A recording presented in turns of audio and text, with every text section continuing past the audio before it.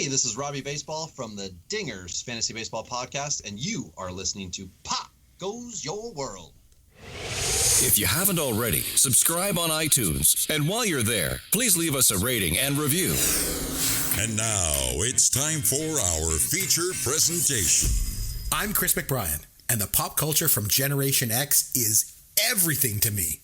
And I'm Derek Myers, and I'm here to educate Chris on the great pop culture of today's generation. Episode 350, the Rocky Horror Picture Show movie review.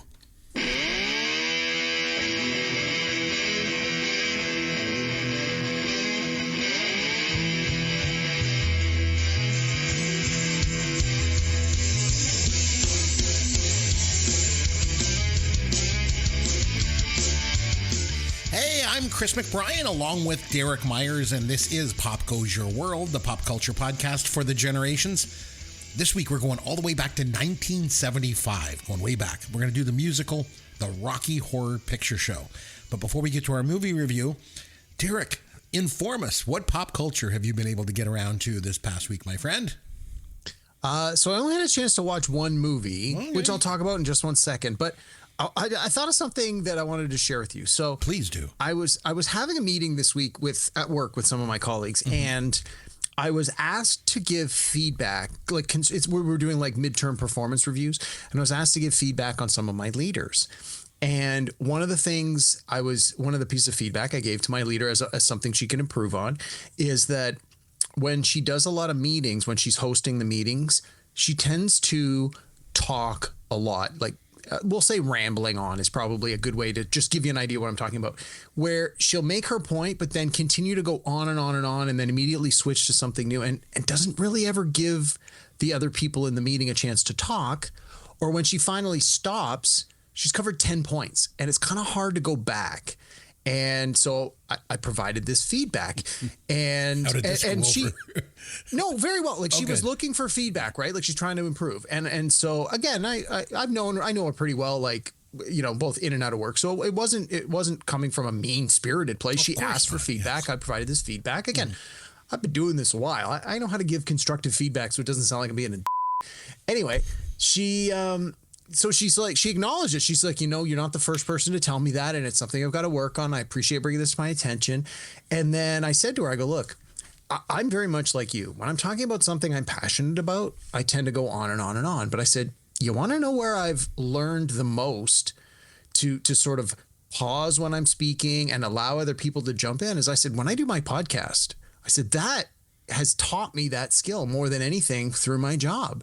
Because I said, when my partner and I are doing this, you're relying completely on verbal cues. So you know, after you say something, take a pause to let the other person jump in if they want, or, okay, I'm going to keep going on to the next thing. And I said, it sounds very obvious, but I said, it's really a skill like anything else. And I mean, you and I have had this feedback from our listeners from time to time as well, right? Where they're like, oh, you sound so professional and so polished.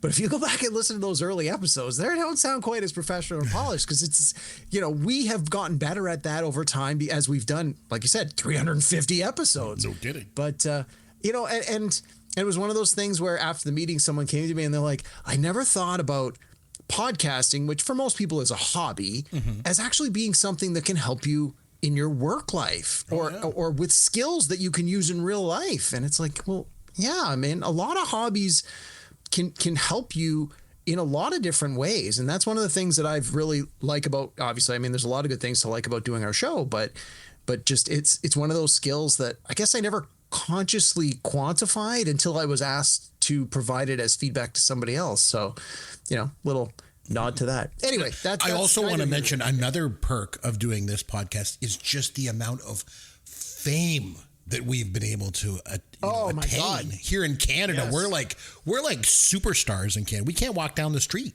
Like it's incredible.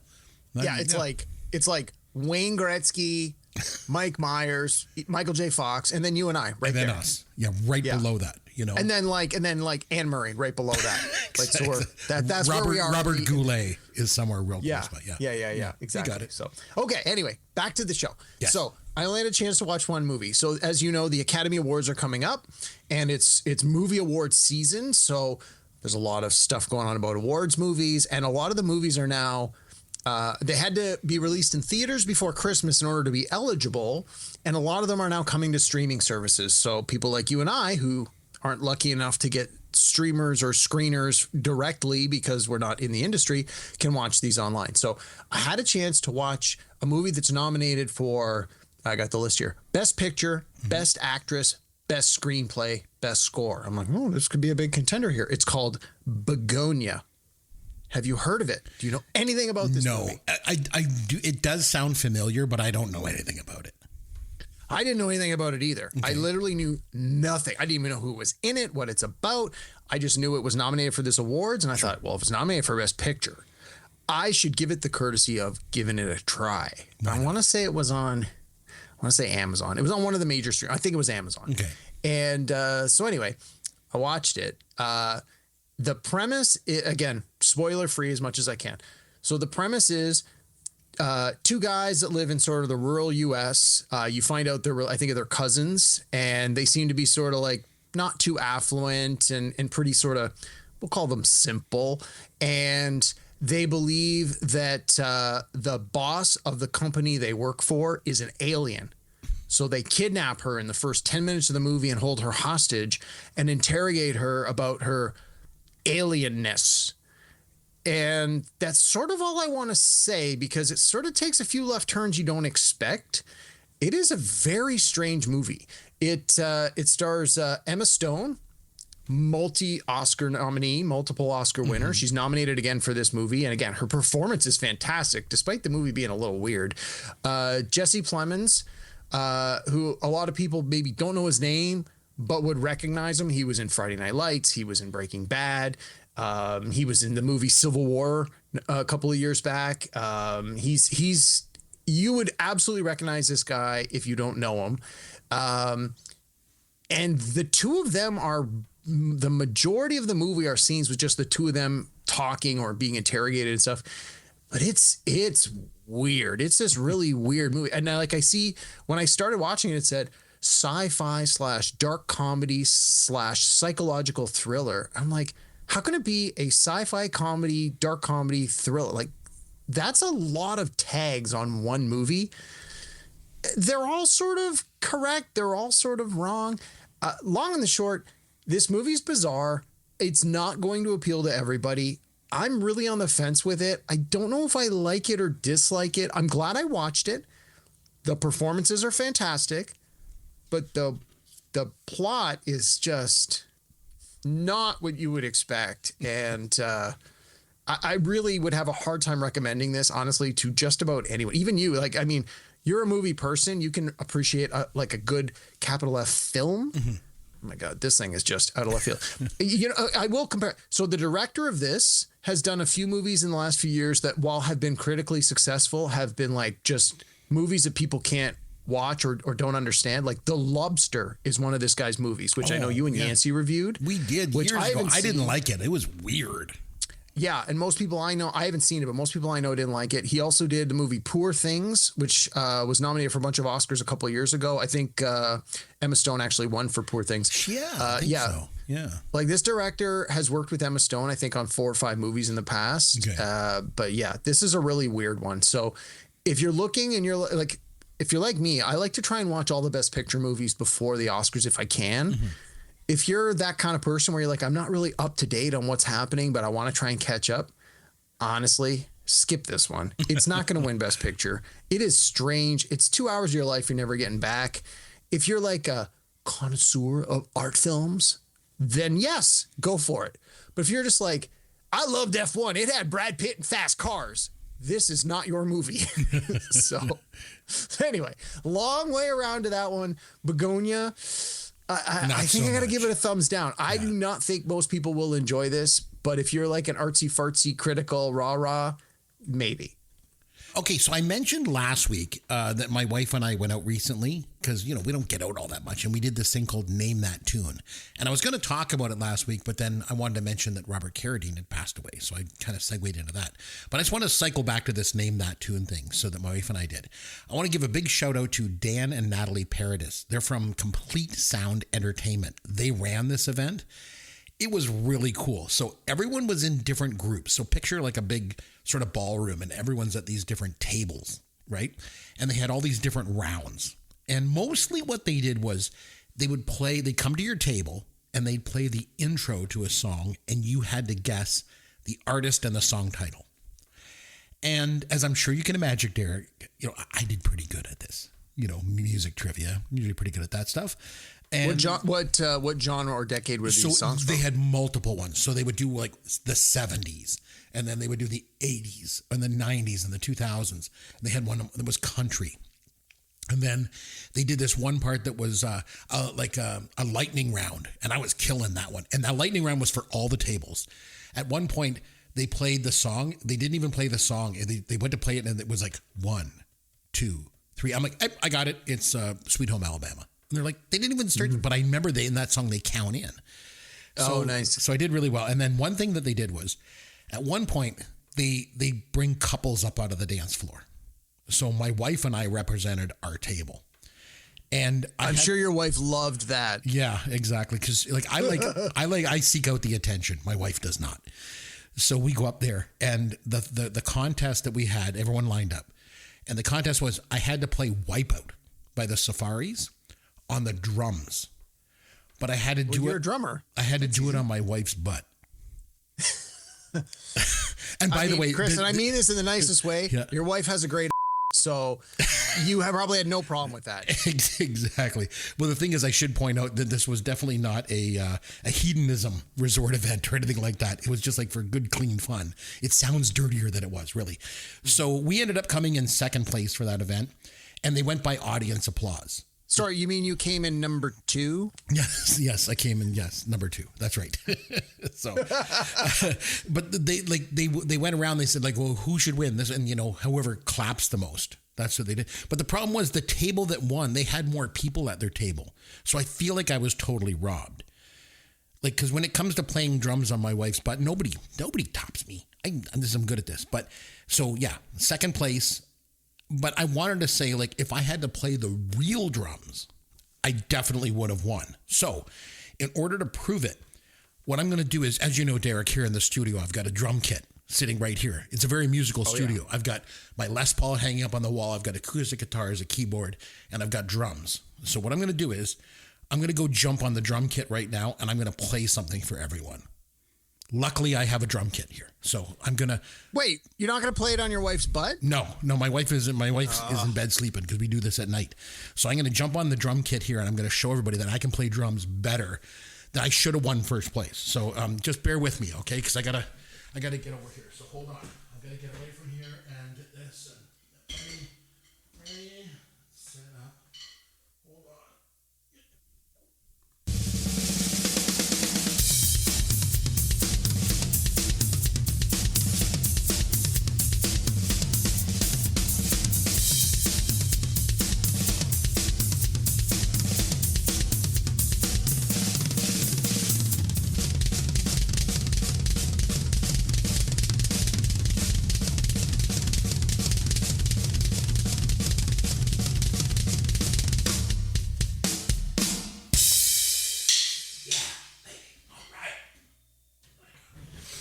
Hold on, I got to get the cans on.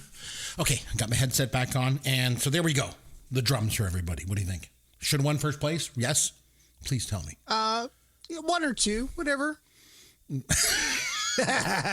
or 2. That was great. No, you did. You did. I you. didn't sound like Wipeout, but I could hear the talent. Exactly, got that. Speaking of talent, I also have this. Here's your dad joke of the week. Derek, do you know what's great about orcas? Or, like whales, orcas? Yeah, no, I have no idea. Orcas, they do a killer whale impression. I'm your head counselor. I did not enjoy this anymore the second time. What's going on? What's wrong? Never seen it. Never interested in seeing it. No desire to see it. Was not interested at all. Oh, I paid $200 for these shoes, but I mean on the best. It's certainly tame by today's standards. There's a very fat pair of pants hanging from the flagpole this morning. It is not something I think I ever need to see again. Oh! Matt Damon. All our producer missed it. Oh, we do the drop with the trombone, and we missed it on that one. So it's all good. Well, you definitely deserved it on that one, but that's fine. That's fine. We'll give you a pass this week. Okay, so we went back to 1975 to watch the Rocky Horror Picture Show, Derek. We're going to do a deep dive on this movie. We're going to get into it, but just your initial thoughts. Maybe you can start us off. What do you think watching this movie after? You'd obviously seen it before, I'm sure, right? You had mentioned last week you've seen this movie? Yeah, I've seen it before. So, but it's probably been a while, I'm assuming, since you saw it. You're absolutely right. So I've probably seen this movie 5 or 6 times, less than 10, more than 5. So that's probably closer to 5 than 10. I have definitely, I'll admit, while I'm not really the kind of guy that does this often, I do occasionally go to YouTube and just like look up scenes of movies that like, normally I would just rather watch the whole movie, but this is one of those ones, again, like a lot of musicals, I don't need to sit through the whole movie. Sometimes it's just like, I just want to hear this song.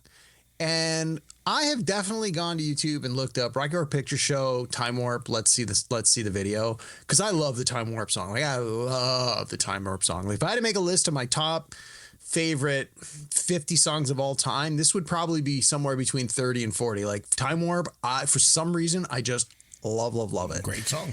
And while I haven't seen the whole Rocky Horror Picture Show start to finish in a long time, I have seen parts of it. It's been on TV occasionally. It does not often, but occasionally it shows up on some of the movie channels. And and we'll talk about this more, but I absolutely love the first half more than the second half. And so if I happen to turn it on and I'm still in the first half, I watch it. If I happen to turn it on, it's sort of the second half, I'm like, I'll get it on the next go around. So in the last probably 10 years, I've caught the first parts of the first half maybe 2 or 3 times, but again, have not sat through the entire movie. And definitely it's been more than 10 years since I've seen it start to finish. And as I watched it this week, I kind of asked myself, why has it been 10 years? This movie's fantastic. Like, I love this movie so much. It's so good. The music's good. It makes me feel good watching it. There's just so much to like about it. The songs are great. Not only are the songs great, but some of the songs are just like next level amazing. And when some of those came on, like I'm singing along and I've got this giant smile on my face. And I was like, this is a great pick from Chris. Like sometimes you maybe watch some garbage movies, like in The Drop when we were talking about like Meatballs or Ishtar, some movies where like, we're going to visit this movie. And I'm like, oh my God, this is going to be a rough week. When you said Rocky Horror Picture Show last week, I thought, okay, this is probably going to be good. I really forgot how good this is and how much I enjoyed this movie. So I was very, very happy to go back and watch this again. And honestly, I think I'm going to make a point of watching it in the next month or two because I don't think once is enough. It's been a long time and I forgot how much I enjoyed this. Yeah, it was. I agree. I went back and watched it. I really enjoyed it. And it's been a while since I saw it. Like you, it was the songs and the musical numbers. Just, I was shocked at how great they were. And the thing was too, it's been a long time since I've seen it, but I remember I used to have the soundtrack on cassette way back in the day. So we're talking late 80s. And I used to listen to it quite often. So I found this time when I was watching it, I remembered the lyrics. It was all coming back to me. I was like singing along with the songs. So I thought it was really great. I want to mention too, I remember a couple of years ago, there was a friend of mine that I got to know through my wife. And he's a really good guy, but he's like one of these guys that's like, sort of like a man's man, you know what I mean? Like he wears a lot of like camouflage clothes. Like he just dresses that way and he likes hunting.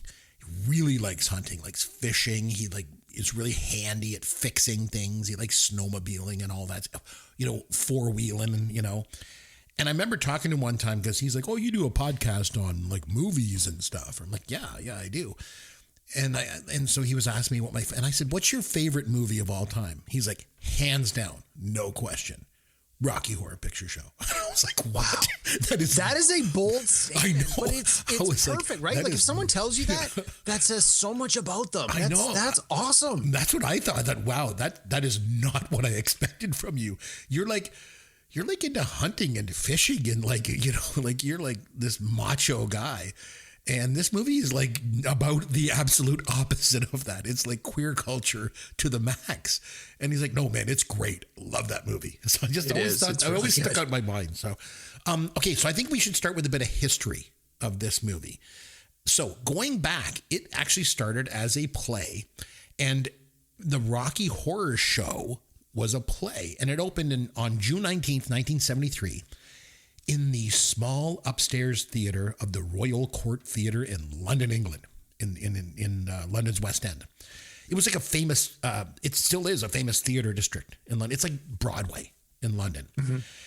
And it was a success in England, and then it debuted in Los Angeles in 1974. It was also a success there. Had a 9-month run, did really well. And the LA show only had Tim Curry came over from the original cast, but Meatloaf joined the cast in LA as Eddie. And then the show, like, it was a success. Like, it opened to a packed house. And then the first night, opening night, a deal was made for 20th Century Fox to produce and distribute a film version.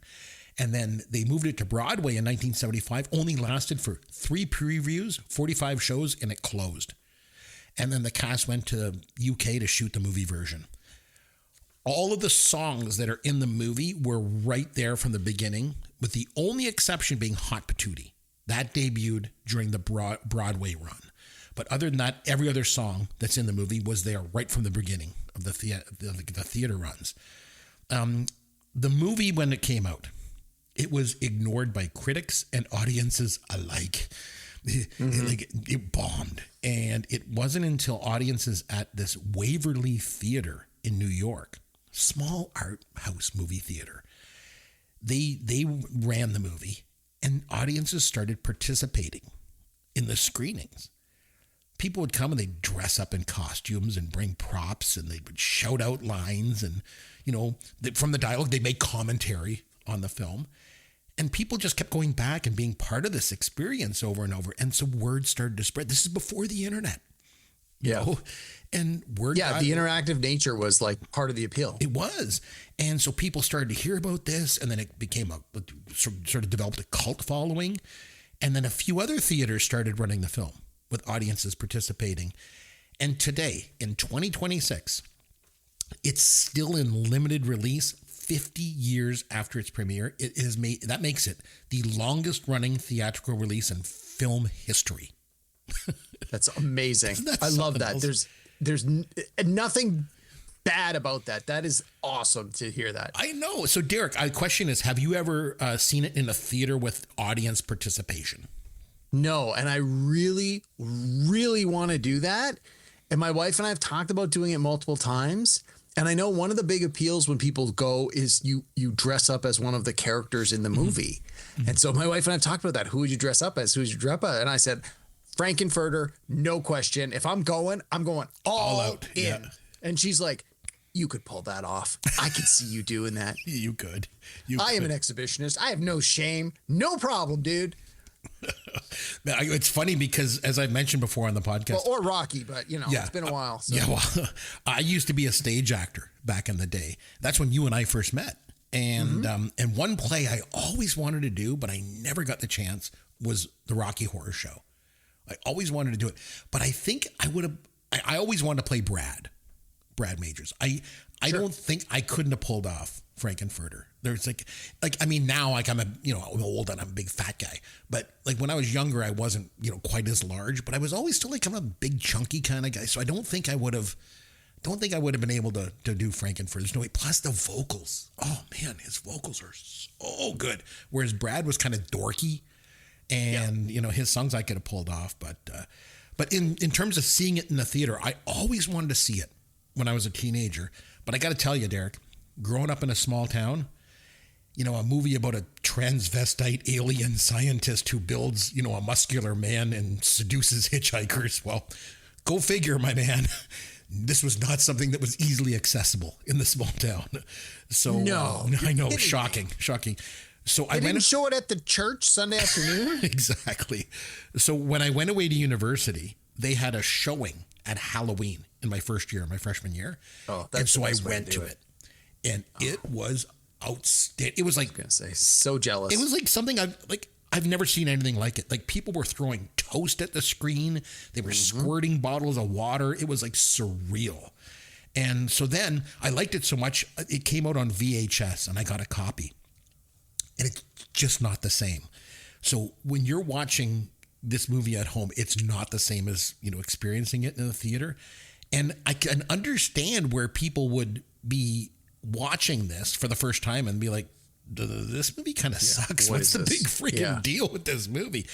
I think you need to see it in a theater with an active participating audience. It is a completely different experience. Like, unbelievable. So, I think, where do I want to start with this? I think it's important that we do address the fact that this film it's like a cornerstone of queer culture cinema. Before mainstream LGBTQ representation took place, it was like, and the thing with Frankenfurter is such an interesting character because he's not progressive. If anything, he's more like predatory and manipulative. No kidding. Well, and it's so over the top, but again, it's over the top in a way that's not negative, right? Like, I even knew it today's lens. We talk about like looking at it with today's lens. It's Revenge of the Nerds. Oh my God, all these bad things. Like, this movie, even with today's lens, there's a couple of things you're like, well, but for the most part, this is very positive on every level. There's none of the movie is like making fun of what they're doing. None of the movie is judging it in a negative way unfairly, which, again, if you're going to, the people who made this movie obviously want to put the most positive light on it, which I feel they do. They treat it with respect. And I feel that a lot of the heart and soul of this movie continues 50 years later to be a positive representation, like you said, of a part of our culture that maybe isn't represented as much as it should be and very much deserves to be.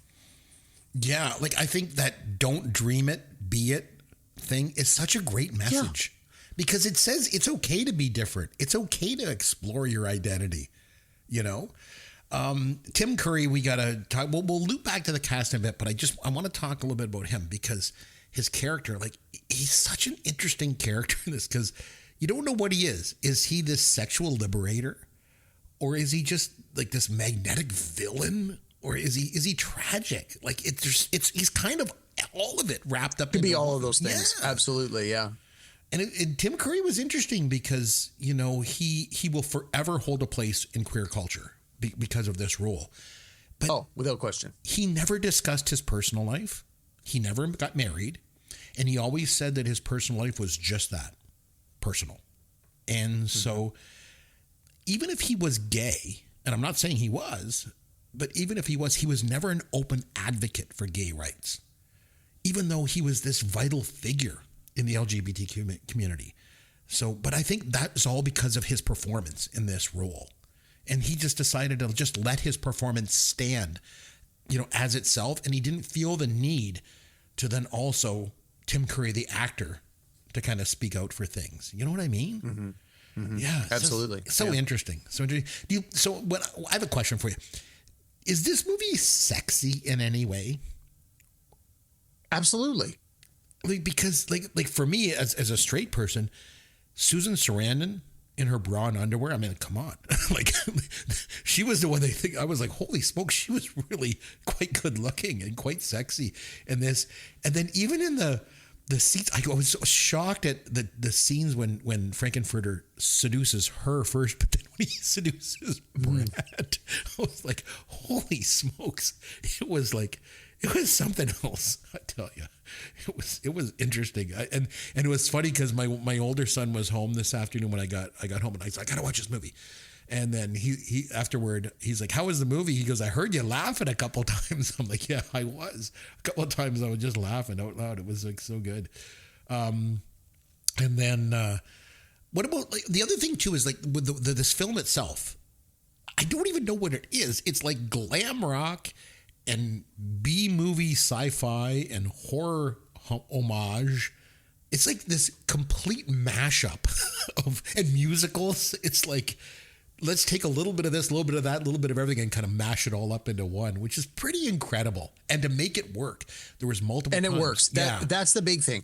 It does. I agree. It's a lot of different styles. It's a lot of different genres, but they all seem to the creators were able to put it together in a way where it all complements each other and works together. Because it's very easy to say, well, I'm going to take a thrash metal country mashup and do it, and then it's garbage, and you're like, wow, that was not good for any of those things. But this one was like, we're gonna take XYZ, put them together and see what we get. And the creators knew what they were doing, or at least they got lucky and they did it. But considering how successful it is, I don't think this was good luck. I think they genuinely had talent. They put it together. It found an audience. It's lasted the test of time. Just it's so good for so many reasons. So no, it was a real hit. I was watching it and I was like thinking multiple times. I thought they're just skating this fine line where this could go either way. This could be just totally crap, but it's not.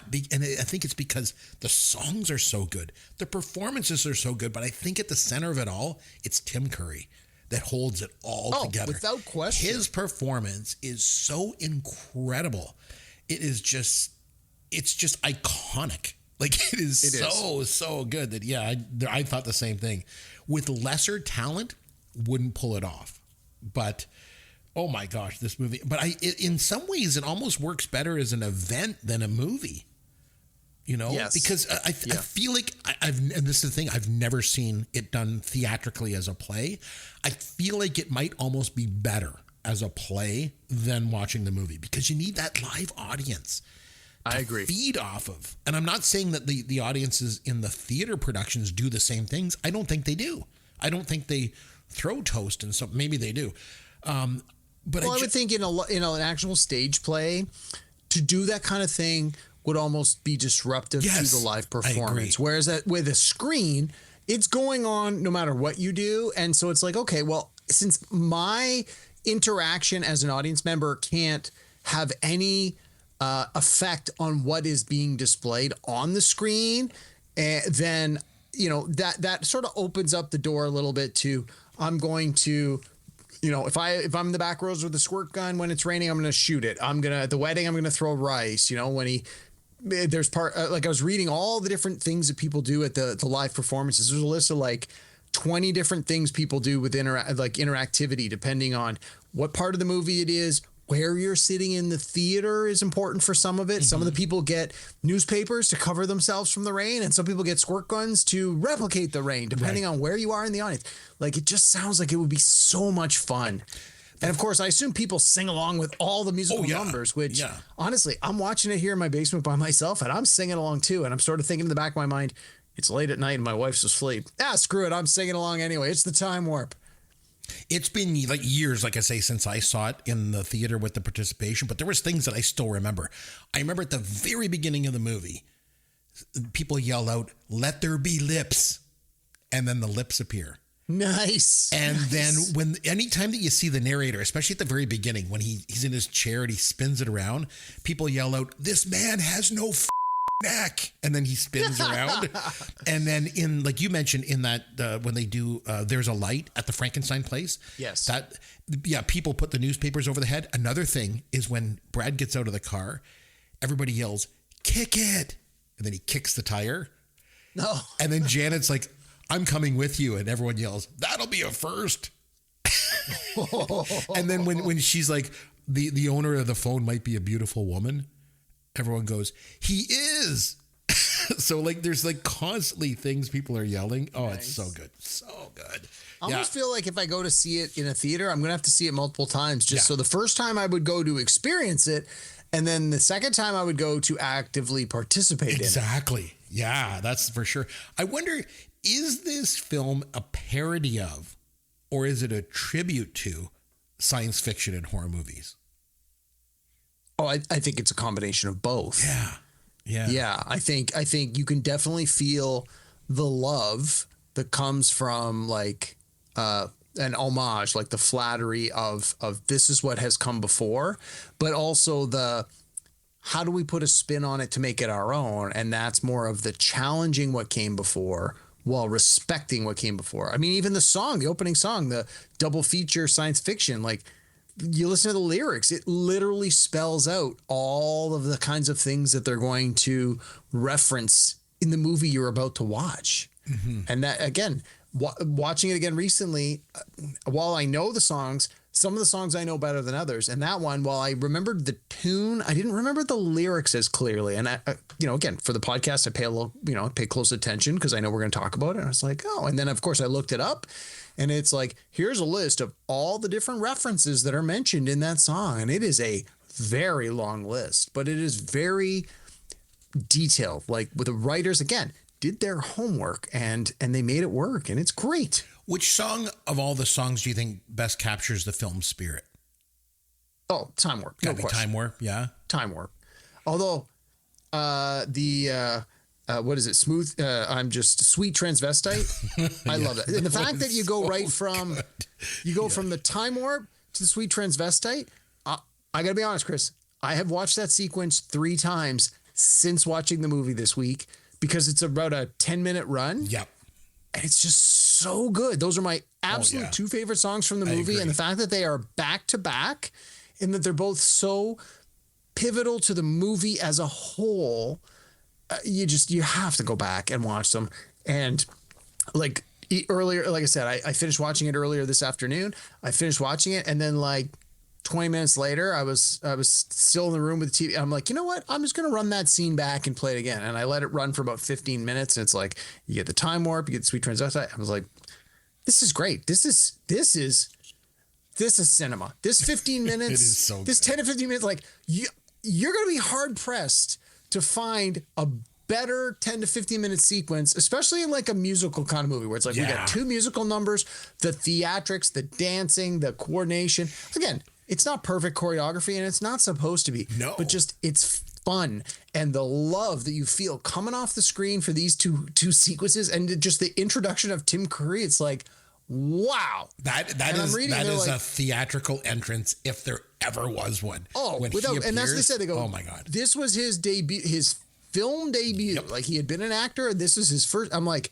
well, that's how you make an entrance. Like, No kidding. He almost did himself a disservice because everything he did after that was going to be compared to this. It's like, No kidding. Woo, talk about getting an A+ on your first test, and only, how do I keep that up? But no, it's just so good. And I want to talk about all the songs and scenes like that in a second, but I always want to start it with the box office. So 1975, think about this for a second. Number 1 film at the box office. It is the first summer blockbuster of all time. Oh, it's got to be Jaws. It is Jaws. Yes, Jaws killed the box office that year. Number 2 was One Flew Over the Cuckoo's Nest, Shampoo, Dog Day Afternoon, and The Return of the Pink Panther, rounding out the top 5. Wow, Return of the Pink Panther, really? Yeah. And so the Rocky Horror Picture Show, it only made did not do well. $21,245 in its opening weekend, and quickly pulled from theaters. Total bomb. No kidding. But then, like I said, in early '76, there was a couple of movies that were doing really well in midnight showings. So Pink Flamingos, that's a John Waters movie with Divine. Yes, I've heard of it. I've never seen it. And then there was a movie, Reefer Madness. It was like an old movie from the 30s. I know it. I've never seen it. Yep. These 2 movies they had them in midnight showings in theaters, and they were making money right across the country, right across the United States. Well, both of those movies are sort of counterculture, right? Like, Yes, they're not 100%. They're not going to play well in Peoria. Like, they have very deliberate and specific kinds of audiences. So to put it on a midnight screening is probably a better way to do it, because then the people who are going to be offended by it, it's not in their face. Right. But the people that want to see it will make a point of going to see it. And so I think putting Rocky Horror in that same sort of venue, that same time slot, perfect. That is absolutely the audience you want to reach, and it'll find a home. And that's what they did. And then over time, it has grossed over $117 million at the box office, just in those small midnight screenings. Like, and then for the longest time, it was never shown on cable. It wasn't on the movie network, or God forbid network TV. There were some bootleg copies going around, but it wasn't until 1990 it finally got released on VHS. And it wasn't priced to sell You remember? That was like $99. $99 to buy it it was, I think it was $89.95 in 1990 to buy this thing. That would be like paying $225 today for that. But that's the way that the rent. I mean, I worked at Blockbuster Video for years, and that's the way it worked. You had some movies that were priced to sell through; they were between $10 and $20, and you had other movies that were like between $80 and $100, and those ones were straight up rentals. Like you couldn't afford to buy them off the shelf, and so it doesn't surprise me to hear that this one was not. Well, I mean, it does because it probably would have sold well, but it, again, given my understanding of the industry, that is not a complete shock. Mm-hmm. Okay, so I want to talk about the cast a little bit. So we'll start with Tim Curry, obviously. He was one of the only original cast members to go from that initial theater production in London right to the movie. Richard O'Brien did as well, Little Nell, and Patricia Quinn. They were the others. But Tim Curry he's had such an interesting career. I think you made a good point. He makes this huge debut, and then it's like, okay, now what the hell do I do for an encore? Because it's like you just chewed up all the scenery and everything and left it all in your wake. I think you could argue that some of his best work came on stage in the theater. So he got started with the Rocky Horror Show in London, like I said. He was in the West End production of Hair. And then he went to Broadway in 1980. He did Amadeus. And then he went back. I didn't know that. Yeah, he went back to the West End in 82 in London for the Pirates of Penzance. In 1992, Derek, they did a Broadway adaptation of My Favorite Year. Remember that movie? Such a good movie. It's a great movie.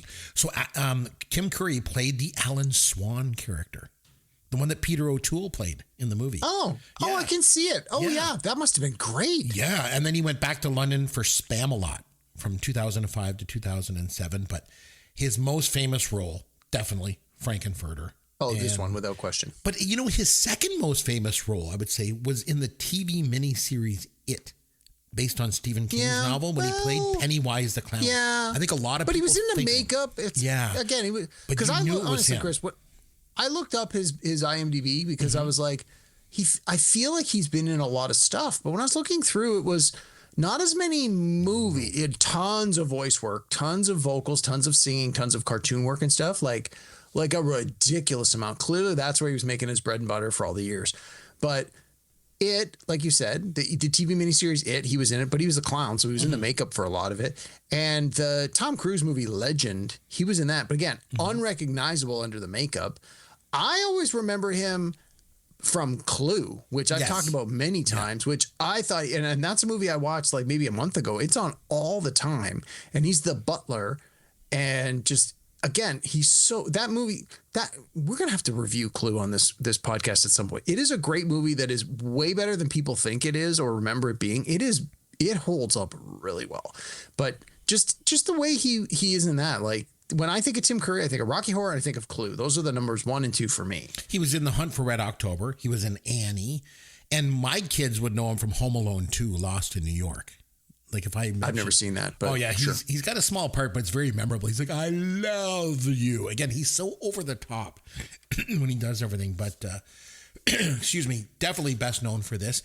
And then in 2012, he suffered a stroke, which has left him in a wheelchair ever since. He definitely has mobility and paralysis issues. But what a talent he was. And like I say, when you watch him in this movie, he just chews up the scenery. But the thing is, he never comes off as sophomoric, though. He's just bigger than life. Like, I don't know. That's a really tough role to pull off. So, but that being said, so when we think of this movie, we think like it's Tim Curry. But if you had to say, who would you think gave the second best performance in the film? Oh, that's a great question. I don't know. I would not say Susan Sarandon, and I would not say the guy that played Brad. Barry Bostwick. Although those are the two next sort Barry of people Bostwick, credited. I think they did okay job. Like I think they did good jobs, but I wouldn't credit either of them. Oh, I don't know. I don't know. What do you think? Even though he's only on screen for less than 5 minutes, Meatloaf is another one that comes out and just chews up the scenery. And he just quite good. Dominates his scene. So I don't know. That's a tough question. I'm not sure. I did like Barry Bostwick. I thought he was good in this. He did what he was supposed to do, playing this dork and stuff. But Richard O'Brien, we got to mention. So he was Riff Raff. Hang on, sorry. Before we move on, I want to just go back to Tim Curry for a second. Sure. So Tim Curry in 2025 put out a biography. It's called Vagabond, a memoir by Tim Curry. And if you are an audiobook person, which I am, he actually narrates it himself. And Very cool. it runs about 10 hours if you're listening to the audiobook. So now I have not listened to this yet, but it is on my wish list. A very good friend of mine who has almost the exact musical and movie taste as me. She listened to this one probably about 2 or 3 months ago. And I remember when she came back to me and said, what are your opinion on Tim Curry? I said, I think he's great. She's like, you need to listen to this biography. It is fantastic. So if you are a fan of Tim Curry and you are looking for something that you haven't experienced before, if you're a reader, pick up the book. If you're a listener, pick up the audiobook. It's called Tim Curry Vagabond. I just punched it into Audible just to check. I just typed Tim Curry. It's the first one that came up. While it only has a few ratings so far all the listeners have given it 5 out of 5 stars. So something to keep in mind. I also, just go back to Tim Curry for a second again, as I'm thinking about it. Like he started doing this on stage, but when you watch him in the film is a totally different medium. The camera's right up in your face. And he's doing things with his eyes and with his lips that he's quivering that he wouldn't have done that on stage. Nobody would see it. But he just transitioned to the screen so well and knew the character so well that he was able to just communicate it in a different medium. Such a great performance. My gosh. Okay, so I wanted to mention Richard O'Brien because he wrote this, and he was doing hair in the West End of London when he met Tim Curry, and he pitched this idea of Rocky Horror that he was working on. And apparently O'Brien was going around to different gyms in the city because he was looking for muscular guys. Oh, he's looking for a Rocky? That could sing to play the Rocky character, right? Okay. And it really got Tim Curry's interest, and they just kind of went from there. But he's really only known for this movie. They did do a sort of a quote-unquote follow-up to this. It's called Shockwaves. Although it's not officially a sequel to Rocky Horror, it features a few of the characters from it. And he's had very small parts in Flash Gordon, the movie, and Spice World. Remember the one with the Spice Girls? He had small I know roles. of it, but I've never seen it. I actually also recognize him. He was in a movie called Ever After with Drew Barrymore, which was about Cinderella, sort of like a what if we take this seriously kind of movie. And there was a sci-fi movie that came out in 98 called Dark City, and it has a huge cast. I actually really, really like this movie. I want to say either Siskel or Ebert, I can't remember which of the two, ranked it as their #1 movie of the year in 1998. Wow. It's one of these sort of like, it wasn't a big deal when it came out, although a lot of critics really liked it, and it's sort of fallen off the radar. But people that know it love it. And he has a pretty significant part in that one as well. So that's partly where I remember him from, is for those two movies, just because in the 90s when I was working at the video store, like we were seeing absolutely everything. But and honestly, I didn't realize that he was a writer, like that he wrote this. So when I recognized him as an actor. And then when I was looking up the trivia this week and sort of going, well, who did this and who did that? And they were like, this guy who plays Riff Raff is the writer, and he wrote the music and he wrote the songs, he wrote the script. And I'm like, you got to be kidding me. Holy crap. So kudos to him, man. Yep. And he does voice work for cartoons. If you're a fan of the very popular Disney cartoon Phineas and Ferb, he has been a staple voice of one of the main characters in that from the very first episode and has appeared in almost every single one. Well, he's got a very distinct voice, and he definitely does. It sounds sinister, when he talks. Okay, I want to mention Barry Bostwick, probably best known for this, and he was also in Spin City. He was the mayor. Was the mayor in Spin City, yeah. Wait, was he also in Megaforce? Yes, he was in Megaforce in 1982 with Michael Beck. That's right. Oh my gosh. They got to fly motorcycles through the air. Those were some mind-boggling special effects. It's very 80s action costumes, let me tell you. It's like the studio had $50 laying around, and they decided, let's make that the special effects budget for this movie. They're like, we need some some sci-fi costumes that look cool, but they need to sort of look like Adidas tracksuits. And they're like, yeah, I got it. We're going to do this. And they're like, we don't love them, but we're out of money. Go. We're doing it. I'm pretty sure our buddy Greg Martin actually wants us to review that movie here on the podcast. Not going to happen, Derek. Oh, no. We're totally going to do it. We'll get Greg to come on. Yeah. But Bostwick, much like some of the other actors in this movie, probably did some of his best work on stage. He was the original Danny Zuko in Grease on Broadway. Really? Yeah. And in 76, he went back to the stage and he won a Tony Award for The Robber Bridegroom. It was another musical. So I think the stage was sort of really his home, as well. Susan Sarandon, we should mention. So she was married to Chris Sarandon, the vampire, Jerry Dandridge from Fright Night. Jerry's a terrible vampire name. Yeah. So that's where she got her name. And then, just after she started acting, they got divorced, but she kept the name because she was already acting and kind of make a name for herself. So after this movie, though, she really started to get into more dramatic roles, and she became a critical darling, obviously. I'm just looking up her stats here. 5 Oscar nominations and 1 win. Good for her. She was nominated for Atlantic City in 1981 and always leading. Actress. Yeah, I'm looking at that now. Leading in every one. Yeah. Thelma and Louise in 91. In Lorenzo's Chris, I got to be honest. I have never seen Thelma and Louise.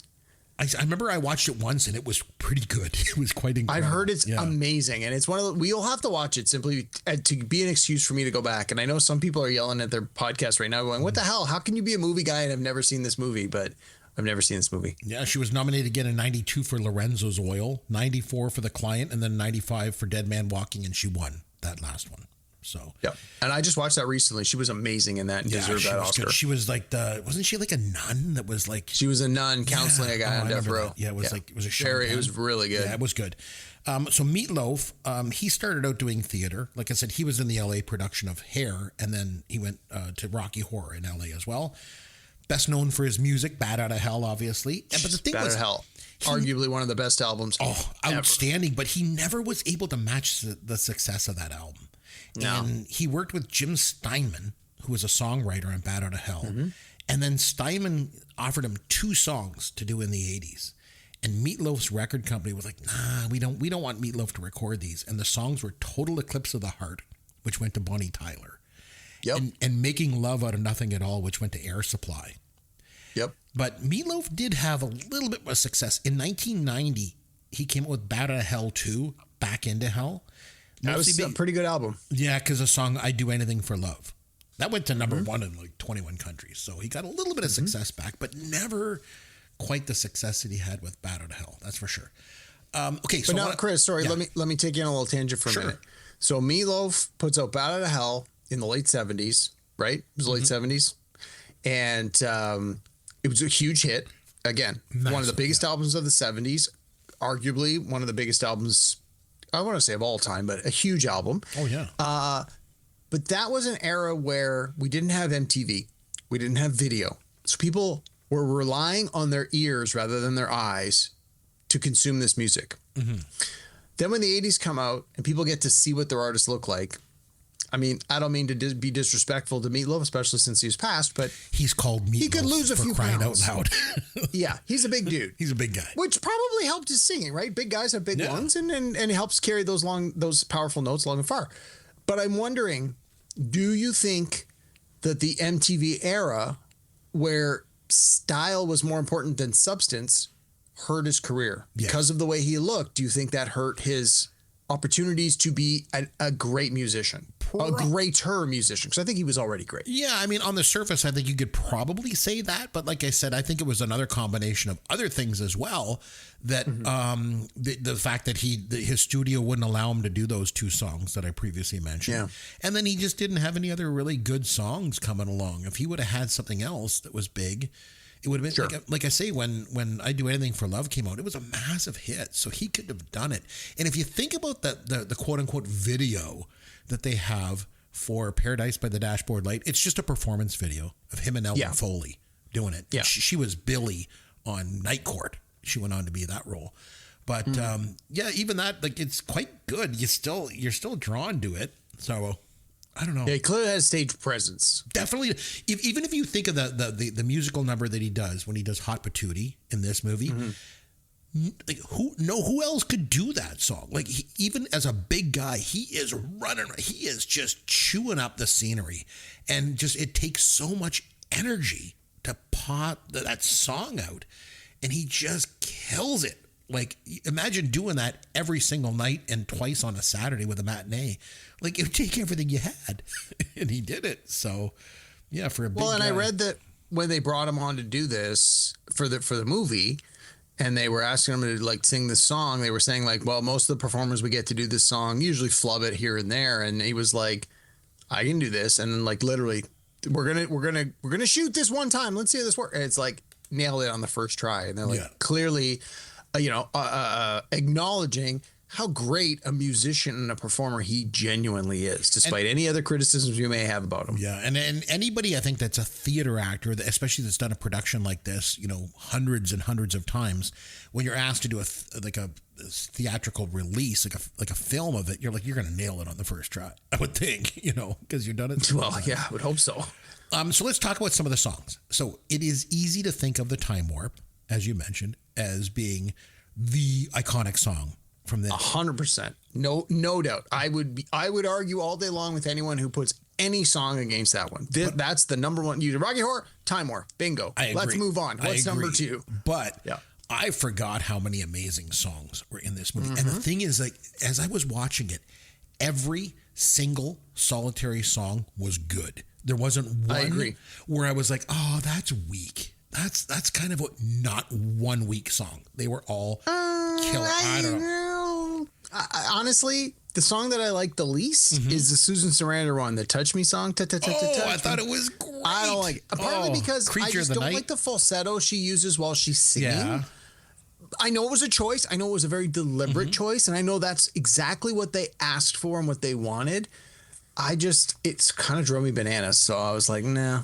Yeah, that was my least favorite just for that reason. I can see it for that reason because when she does actually sing with her singing voice in some of the other songs, she's got quite a good voice. Like actually quite a good voice. Better than you'd think. Yeah, so using the falsetto there, I get it, but the way the song is constructed, like it's quite good. It's actually quite a good song. It's very catchy.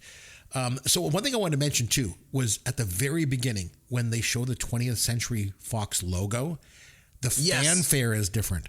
It's done with a piano. It's pretty cool. I thought that was neat. So double feature science fiction opens up the film. Patricia Quinn, she played Magenta. They used her lips, and they had to strap her head to a board to keep it stationary. She just lip syncs that song. The vocals are actually Richard O'Brien singing.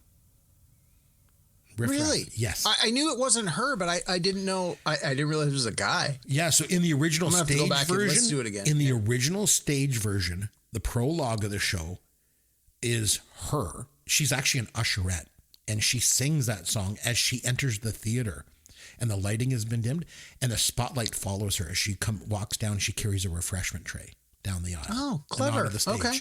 So pretty cool. But in this, it's Richard O'Brien's vocals. Because he again sings with the falsetto. He's quite high. And the lyrics of it are so good because it's like all these science fiction and horror movies.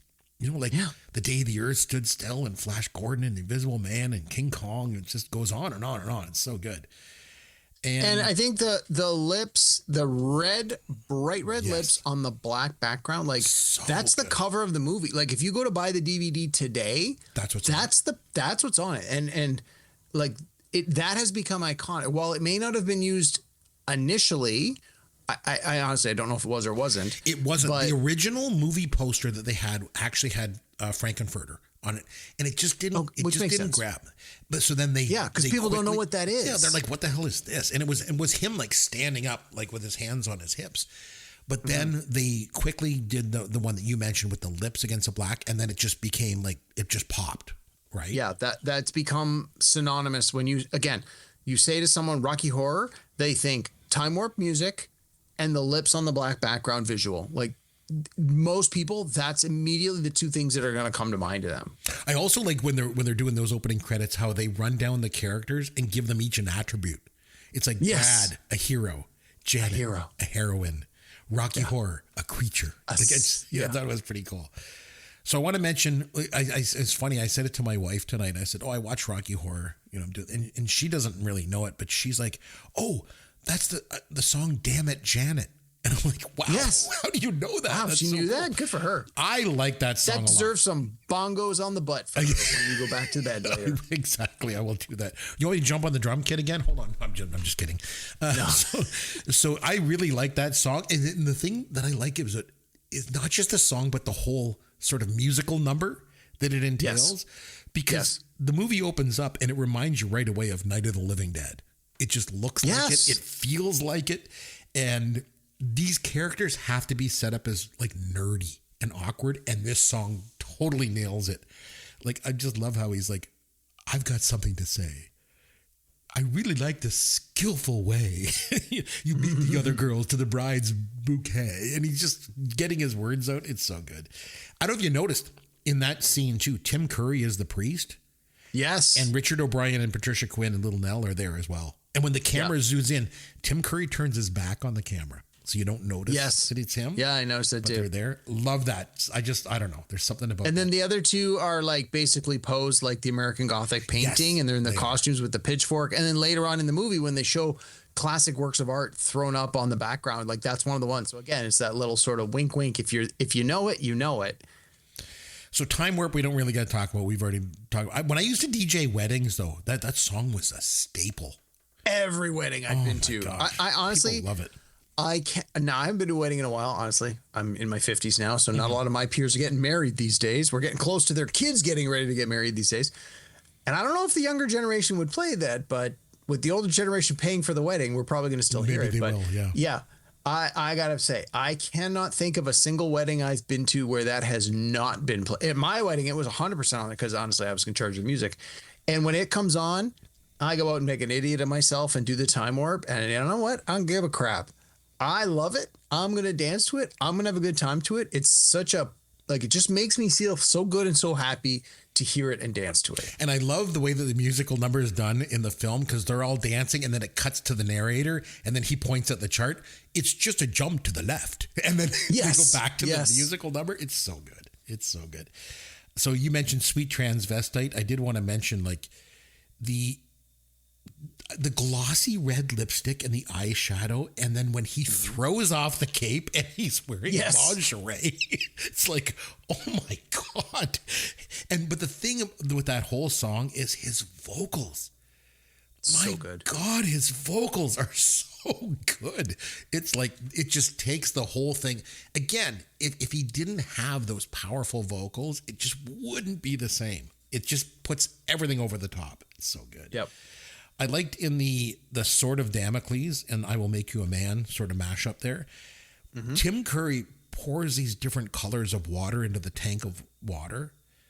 Mm-hmm. And instead of them all mixing together and just making like black, it forms the rainbow. I don't know if you noticed that. In the like, I definitely noticed that. That was pretty not an accident, I'm sure. No, of course not. And then I like when he makes Rocky and then he says to Janet, he's like, do you like him? And she's like, I don't usually like men with that many muscles. And he's like, I didn't make him for you. Didn't make it for you. Yeah. Again, I was just laughing. And then I liked the scene too when Frankenfurter seduces both of them, one then the other. And using the exact same lines, which I thought was great. Exactly. And he comes in dressed as the other person and then the wig comes off. Yes. So funny. And neither one, while they both sort of, no, but then they sort of come around to, and that was one of the points where I was like, is he a sexual predator? Like, is he forcing himself? That's clearly not the intent. It's supposed to be a liberator, right? He's supposed to be a liberator. Agree. I think it's more of a, you want this. And then they both parties sort of come around to it.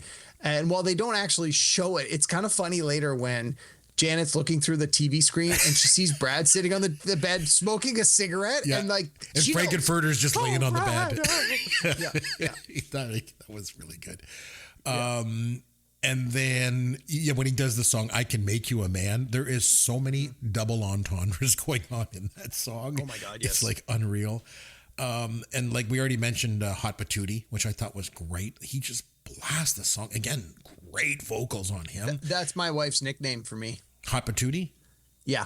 I like how he also has the love and hate on his knuckles. I don't know if you noticed that. Yes. Yeah, I did. Yeah. Because this was before Do the Right Thing with Radio Raheem. But it really pays homage to Night of the Hunter with Robert Mitchum. In that movie, he does I don't know that one. Yeah. Okay. And then I love how this musical number is just like over the top. It's so great. And as soon as the musical number's over, Frankenfurter kills Eddie. Just kills him. I'm like, what? Yeah. What the hell is going on? Oh, man. So any other scenes that you really liked? I also like the scene at the dinner table. Like, oh my gosh. They're all at the dinner table. And even that song was so good when they did Eddie's Teddy. I really, really liked what it's like, when he threatened your life with a switchblade knife. And she's like, what a guy, made you cry. And I did. That whole musical number is so good. And then it turns out that they're eating him. So they're cannibals as well. The only criticism that I have of this movie takes place sort of right after that scene. I feel like the movie a little bit sort of, how can I say it? Almost like it collapses under its own weight a little bit. Yeah, that's what I said at the beginning. I like the first half way more. With you. Even if you want to if you want to think of it as like a 3-act play, Act 1 and Act 2, amazing. Act 3, it kind of falls down a little bit. It's almost like they don't know how to end it. Like we've captured lightning in a bottle. What do we do with it now? And again, I hadn't seen its entirety in a long time. So while I did feel that the ending worked, I didn't feel it had the same energy. It was like, how do we put a bow on this? And, it's like going from an A+ to an A+ to a C. C is still a great grade. And on average, the A and C are going to give you a great outcome. But you kind of wish that it would end on that A+ as well. And I just don't feel it does. Yeah, by the time that they're like floating around in the pool and then the UFOs coming to get them and stuff, it's just kind of insanity at that point. It's like, what's happening? It's really weird. So anything else you want to address on this film before we move on? We've covered a lot. No, I just want to, I want to say, I just reiterate what I've said before. Again, this is one of those rare ones where I think we both really liked it. We both have a lot. It's like, why don't you guys review Star Wars on your podcast? It's like, who wants to hear two guys gushing about how much they love a movie for an hour? Like, that's not good radio. And I feel this is one of those ones where, while we have agreed on just about everything on this, we both seem to really like it. It's not a movie that I think is talked about that much right now, like given that it's 50 years old. So I'm glad we revisited it. I did want to also add, and I looked this up, this is one of those movies that was here in 2005. The film was selected for preservation in the United States National Film Registry by the Library of Congress as being culturally, historically, or aesthetically significant. It's good and choice. I think that is a huge accolade for this movie, which, like you said, did not make a lot of money when it was first released. It took a while to sort of find its audience, but when it did, it has just endured and lasted for all the right reasons. And I don't see this movie going away anytime soon. In fact, I would be surprised if it doesn't continue to do well and even better with things like the internet. And it's that whole thing with the internet where the world feels like it becomes smaller and people can find their people. I think the Rocky Horror Picture Show is one of those ones where if you're part of that group, if these are your people and you find them, you're going to love them forever. And, I think this movie's fantastic. And I challenge people who haven't seen it, who have never seen it or who have not seen it in a long time to go back and watch it, even with today's lens, given that it's 50 years old. I think it really holds up well. I think the performances are great. I think the music numbers are next level good. And I would challenge you to find something that's coming out today that's similar to this, that is as good as this. I don't think you could make this movie today. If this movie had never existed and it was made today, even with the internet, like to be able to spread the word about it, I don't think it took being an underground cult following to become what it was, because that's what it is. At the end of the day, it's not this great theatrical experience. It's not. It's this cult movie that has this whole story behind it and has this audience participation. It's like, what am I missing out on? It's like, I don't think you would get that the same with them if it was made today and the internet and people had ready access to it. You know what I mean? Yeah, I agree. Wouldn't be the same, Yeah, I don't think. Do you want to give it a rating out of 10 for me, please? Give it a 9 out of 10 all day long. Wow, that's pretty high. I think I would give it an 8 out of 10. I'm not going to go higher than that, only because I do believe that in the final act, it does kind of collapse under its own weight a bit. But I think the opening of the film, the first half hour, 45 minutes of this is just outstanding. Like, absolutely it's just agree. Nonstop. Absolutely agree. And I like the opening number with "Damn It, Janet." So right from the get-go, I'm in. And then when they're doing, they go right into "There's a Light," and then right into "Sweet Transvestite" and the time warp, and it just goes. So, but It's just like I say, the ending of the film kind of collapses a bit. Otherwise, it keeps it from being higher for me. But oh man, 8 out of 10. That's pretty good for a movie good from pick, Chris. 1975. This was a great pick. Yeah. Considering that it took us 350 episodes to get here, hard to believe. Well, I think 350 is a pretty substantial milestone, and I like that this is a pretty culturally relevant and significant movie to hit on our 350. It's not one of these randos where it's like, well, I liked it and you didn't, or you liked it and I didn't, and maybe it'll survive and maybe it won't. And this one, I think. Everybody, even if you don't know it, or even if you don't like it, and maybe even you haven't seen it, you've at least heard of it and know a little bit about it. And I think that it's culturally relevant. I mean, it's been around for 50 years for a reason. And I think 50 years from now, it'll continue to be around and have an important influence on a lot of people. So there you go. Yeah. All right. On that note, what do you say that we have some Fun with Caveman. All right, my man, it is over to you. So what trivia do you have for us this week? All right. So we're going to do something I like to call memorable dances. Memorable dances. Okay. So in the Rocky Horror Picture Show, they do the time warp. It is a memorable dance. As you mentioned, it's played at weddings. It has specific moves. In the lyrics of the song tell you how to do the dance. If you've watched the movie, you've seen them do it. So I'm going to give you a description of some dances that happen in popular movies. Okay. In many cases, these dances are done to very recognizable songs. And in those cases, I'll tell you the names of the songs as well. I need you to tell me the movie. So I'll give you a description. I'll describe the dance. Okay. And you tell me the name of the dance sequence or the dance scene. And you tell me the name of the movie. If you need a hint, I can give you the year the movie came out. All right. Sounds good. All right. I think you're going to do very well. I think I should. I usually really like straightforward. musicals. I tried to pick very well-known ones. I got 12 questions here, and I think you're going to score very, very well. All right. Let's see how I do. All right. So the first one, and let me get through the whole, because you might know them right away, but let me get through the whole description. Okay. First one. A teenager dances around in his underwear while lip syncing Old Time Rock and Roll by Bob Seger and the Silver Bullet Band. That would be Risky Business. Yes, it is from 1983. Definitely. Okay. All right. Two desperate brothers perfect a head bob dance while trying to pick up women at a nightclub. Oh, I never watched this one, but this is Night at the Roxbury.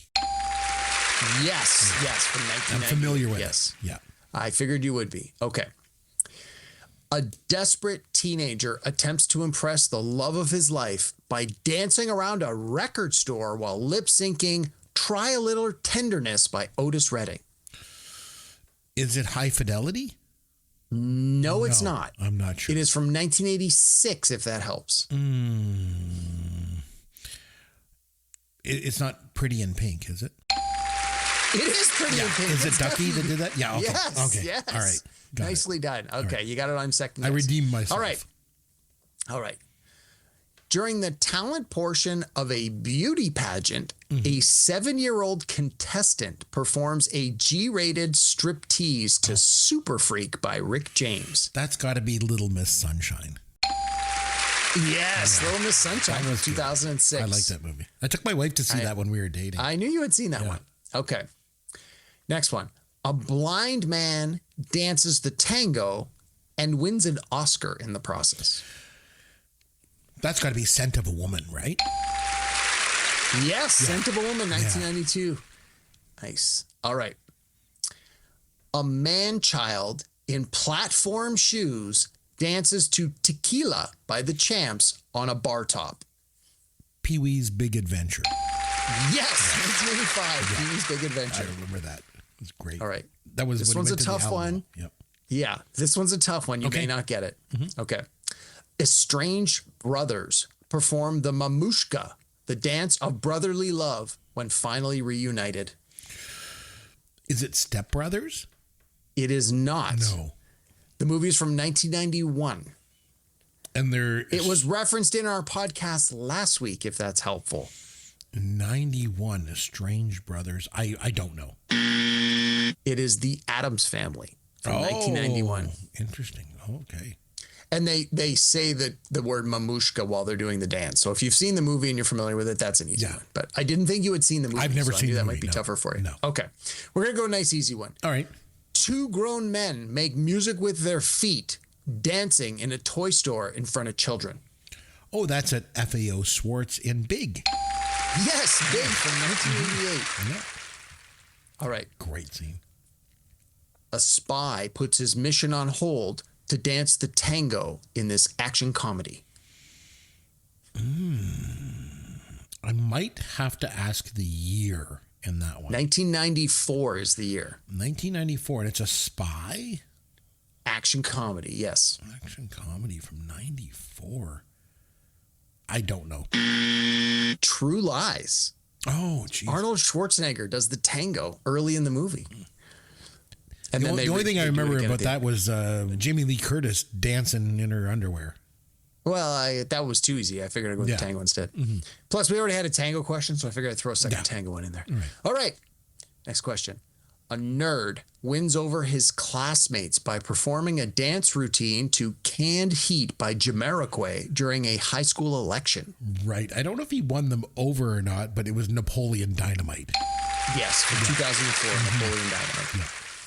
All right.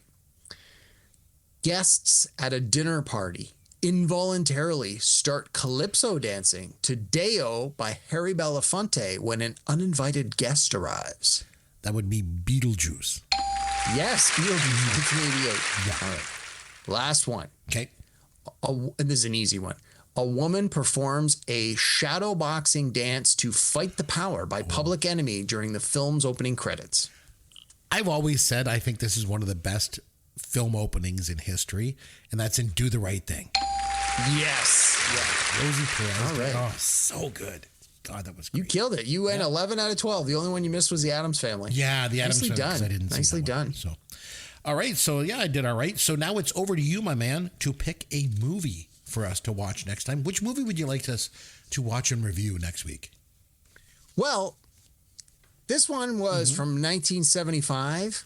So we're going to stick with the 70s. Okay. We're actually going to go back 1 year to 1974 because Rocky Horror Picture Show is sort of loosely based on Frankenstein. So I want you to watch Young Frankenstein, the Mel Brooks film from 1974. Wow. All right. That'll be great. I think that's a great idea. It's black and white. It is a spoof. One of Mel Brooks' early spoofs, along with Blazing Saddles. That's a great pick. I like that. Well, and I just recently watched the Mel Brooks documentary, which I talked about a few episodes back. Right. And I watched a Gene Wilder documentary like maybe 6 months ago. So I've been wanting, this has been on my list of revisits. And when we did Rocky Horror this past week, I thought, you know what, this is a good, we're just going to jump right from Rocky Horror to Young Frankenstein. So Young Frankenstein for next week. Love it. I think that's going to be great. So, although I do believe it's pronounced Frankenstein, if I remember. Well, correctly. Potato. We'll get there. So we'll get there. Okay, so until then, I'm Chris McBrien, and I want to say on behalf of myself and Derek Myers, we want to say thanks for taking time to listen to Pop Goes Your World, the pop culture podcast for the generations.